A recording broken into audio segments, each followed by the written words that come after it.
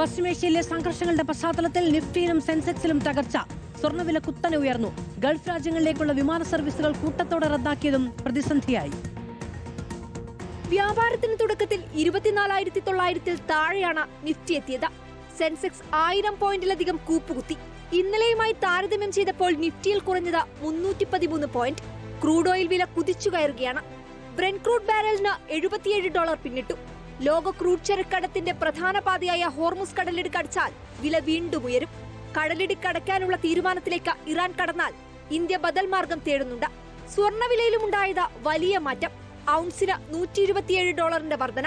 $5,358 സ്വർണ്ണവില ഉയർന്നു. അതേസമയം കേരളത്തിൽ ഇന്ന് സ്വർണ്ണവില കുറഞ്ഞു. ഗ്രാമിന് 300 രൂപ കുറഞ്ഞ് 15,565 രൂപയായി.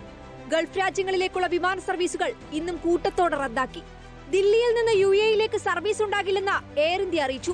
തിരുവനന്തപുരത്ത് നിന്ന് ഇന്ന് മാത്രം 20 വിമാനങ്ങളാണ് റദ്ദാക്കിയത്. കൊച്ചിയിൽ നിന്ന് ഇന്ന് 3 സർവീസുകൾ ഉണ്ടാകും.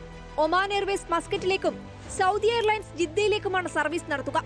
ഇൻഡിഗോ, ആകാശ എയർ തുടങ്ങിയ വിമാന കമ്പനികൾ മാർച്ച് 7 വരെ ബുക്ക് ചെയ്ത ടിക്കറ്റ് റീഫണ്ട് ചെയ്യുമെന്നും അറിയിച്ചിട്ടുണ്ട്. റിപ്പോർട്ടർ, ദില്ലി.